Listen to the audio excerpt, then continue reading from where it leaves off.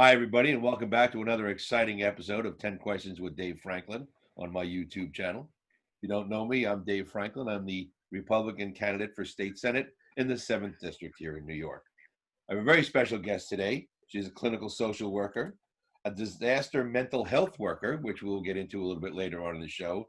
You've seen her on countless media events. She is a consultant and a contributor on News 12 and all the major channels. And she also has a show on called John Tobacco's Liquid Lunch, and that can be seen on the Newsmax network. Please welcome Jennifer Bohr-Cuevas. Jennifer, how are you today? I'm good. How are you? Thanks I'm for good. having me. I'm good, thanks. Everything's well. For those of you who don't know, we have had so many glitches today. All right. Jennifer and I have been laughing more than we've been discussing. We had microphones that stopped working. We had video that stopped working. We had the recorder that turned off. We're on our third computer. So we're hoping at this point we're going to solve all the questions of the universe, solve all the problems of the world. And by this afternoon, everything should be perfect. And then have lunch. And then have lunch. Exactly. And then we have enough time for lunch. Anyway, one of the things I was fortunate enough to meet Jennifer this past Saturday at a rally. And Jennifer, I'm going to let you talk all about it, please. Yes, we met at a rally for a group that I'm the spokeslady for called New York Parents and Teachers Against Distant Learning. And we are rallying, our mission is to make sure that our children are able to return to a school building in the fall. Rather than rather than indulge Governor Cuomo's reimagine education exploration that he's having, that we should explore doing our education online.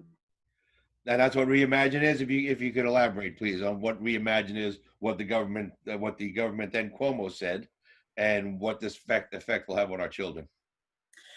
Reimagine education was suggested at one of Governor Cuomo's briefings roughly 3 weeks ago. And he opened up the discussion by saying, why do we still need school buildings? And that made everybody pause. So he primed us with that question and then presented that he is going to be pairing up with Bill Gates to reimagine education as something being done more online rather than in person. And that's very scary. Understandable. Now, what are the social ramifications of that? I mean, I would think that would hurt a child socially because you need that interaction. Absolutely. From the social emotional standpoint, you children must have that, and they can only get that if they are going to a school building every day to be with their peers and their teachers. The school building is the first place where children learn the rules and social norms and how to interact with their peers and adults that are not, in the home. They learn about cause and effect. They learn about making mistakes, problem solving. So the list is endless. And when you take that away, you are taking away an enormous part of a child's learning and purpose. And then the physical interaction too. Kids aren't playing with each other. They can't go out and play. They can't. You're right. There's so many factors in this. Looking at a global, more broad scope, how does this affect the parents who now one of them has to stay home with the kid? Yes, yes. Yes, they will. It will affect the parents. It will affect them financially. We know that most of us are two-income homes, and if one has to stay home, it's going to affect the job market. It's going to affect, the economy. It's endless. It's just it just doesn't sound like reimagining education will work. I mean, I really think that we were still trying to master what we had in place by going to the buildings. I am an advocate for kids with disabilities, and much of my work week is spent at special education meetings advocating for these children. So we had a lot still yet to master in the building, and now Governor Cuomo wants to reimagine and start this novel idea. That term itself sounds like it's something out of Disney. Like reimagine should be an exhibit somewhere. I just don't see how it's feasible for the reasons you stated. Again, as you said, special needs children that need special attention aren't getting it at the home. You know, they're not getting it in school. They need that as well. It's sad, and as you said, the parents it affects them financially because we know in New York State taxes don't seem to be going any lower and costs seem to be going up.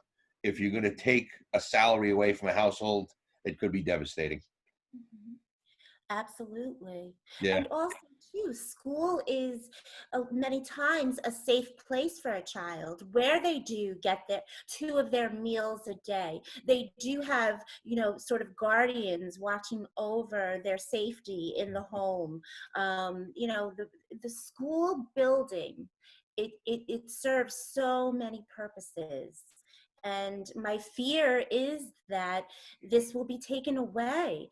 I mean, again, I want to put out there that our group advocates that, the coronavirus needs to be contained, before we do let our children and our teachers and staff go back into the building. However, um, it's it's just too jarring at this point to, after coming through COVID, to now introduce a novel education. It just doesn't. It doesn't make sense to me either, and that's why I appreciate your time. One of the things I want to talk about, as I said, you are a disaster mental health worker as well. With what's happening now with the riots, with the brutal murder of George Floyd, and what's happening around the country, do you think that we can do something in the primary schools to affect any kind of a change if we added counselors or psychologists? I'm a big proponent of changing the primary schools, of getting people in there to look out for bullies, to look out for loners, to look out for prejudice. We have the red flag system in the high schools. I'd like to see what we can do about catching them before while they're still pink flags. And I'd like your opinion on that, please. Absolutely. I will always say that the earlier we can intervene with a child, in teaching the good stuff, and intervene by also addressing any red flags that come up with the young ones, can always only help their future. Yes, the schools are very understaffed in terms of school clinical staff, psychology, social work, guidance. I think that increasing that staffing could only be helpful.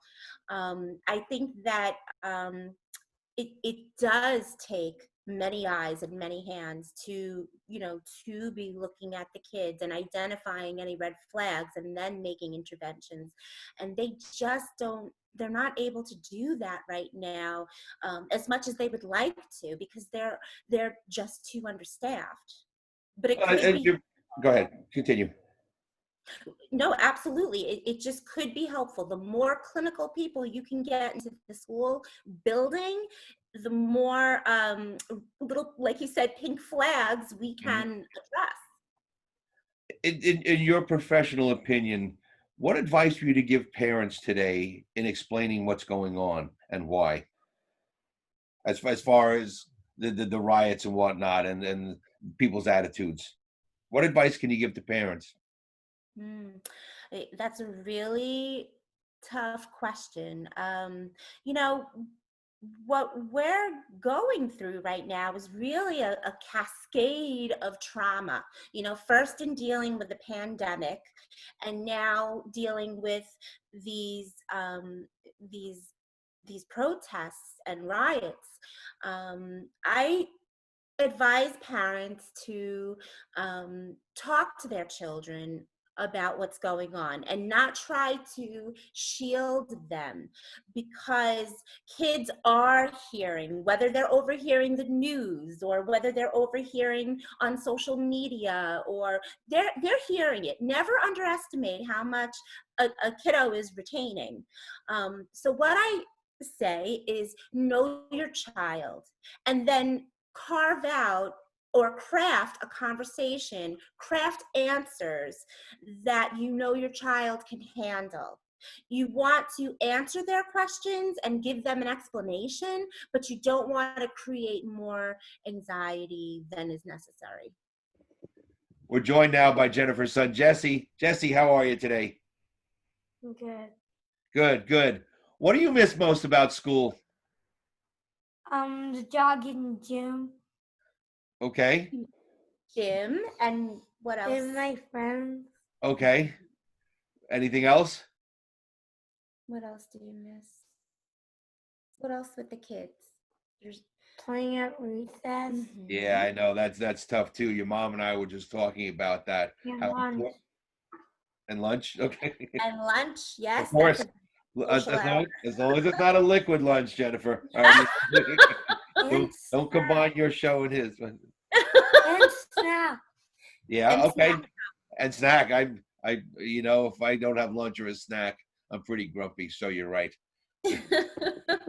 And are you ready to go back to school? Yeah. Yeah, you think so? Okay. Sleeping late doesn't hurt. Actually, he gets up at 6 a.m. like school never stopped. Really? Okay. He likes his routine, and we have a Okay. routine in place. Makes perfect sense. Well, Jesse, I hope it works out. I hope it, and if your mom and all these people that we're involved with, we do our jobs, you'll be back in school in September, and everything will be back to normal. Okay. Sound good? Thanks, Okay. Jesse. Nice talking to you. Bye. Bye. And now we're joined by Jennifer's husband, Eddie. Eddie, you're a teacher. How's it going? Good. Yeah. You've been involved in distance teaching. All right. So you have a unique perspective on this. How good or bad is that? Well, I would say it's good in a pinch. We didn't know it was going to last this long. We really weren't ready. We're not trained for it, and the kids really were not trained for it. So I'm really hoping that this wraps up quick, because hopefully in September we'll be back in the classroom. I don't think there's any substitute for being in the classroom. The teachers pride themselves on making it an environment where the kids can learn. It's inviting. For a lot of these kids, the classroom and the school is the only neat, clean place for them to concentrate. So that's actually a bigger deal than a lot of people think. I went to all the students' houses a couple of weeks ago, or last week, to give them graduation gifts, and I saw where they live. And I can tell you that some of these kids, they really have a situation where the classroom is like an oasis. Did you have, how was the one-on-one? If you had a student that needed a little extra help, how difficult was getting them a little more one-on-one training? With the distance learning, actually, there were a few pros to it, because if the kids did have a question, I would let them call me right up, and we Okay. would work through the problems, and they can talk to me, and we can have that one-on-one time. So there were some positives to it for a certain amount of time. Okay. Did you have any problems with some students being distracted because they were at home and all their, all their luxury and comforts were surrounding them? Oh yeah, absolutely. Sometimes I would call the kids for various reasons around 11:30 or even 1 p.m. and I'm waking them up. Oh, And so they're not really, they're not on a schedule. They're not on a regimen. It's off for them. okay. Do you think moving forward, your opinion of reimagine, obviously, I'm guessing is unimaginable. You mean, what do I think of about going back? But no, what do I about Cuomo's plan and Bill Gates' plan, who oddly enough has an internet network. And so I don't know if that ties in. If you want to teach at home, but No, what there's are your really no thoughts on substitute this? for being in the room. I don't think there's any substitute for being back in that classroom. Okay, what are you missing from all of this personally? Well, the give and take. There's so many things that you can't make up through a screen. Walking around, seeing their work, seeing them interact with each other. I mean, just the social aspect of it. I mean, you can just talk forever about that. That they're missing that part. Um, they sort of push each other to do better in class. If they're home in bed, waking up in their pajamas at 1 p.m., there's no one to compare themselves to. They think, hey, this is the way it is, and it's not the way it's supposed to be. How much does that lack of social interaction affect you personally as well? Probably a lot too, because Yeah. I have all my colleagues there in the building, and we talk to each other, we help each other, we share things with each other. So there's that whole piece is now it's not there. Okay. Very interesting. Well, thank you for your time. Okay, And my pleasure. Jennifer, I want to thank you so much for your time. And before I go, I give every one of my guests the opportunity for a shameless plug. So take it away. Anything you want to plug, anybody that wants to utilize your skills, please give your information out. Sure. Look, I always extend myself. If people are struggling, feel free to reach out to me at Jen's Practice, JENS Practice 1974 at gmail.com. And I would love to be of help. If not, then I could always maybe link you to somebody who could. And check us out on our John Tobacco's Liquid Lunch. We're on every day at 12 o'clock. Okay. And so you're actually, we're recording, it's 12:08 right now. We're late for lunch. Jennifer, I want to thank you so much again. I want to thank you so much again for your time and your insight on this. This was Jennifer Boer Cuevas. I'm Dave Franklin. We'll see you next time.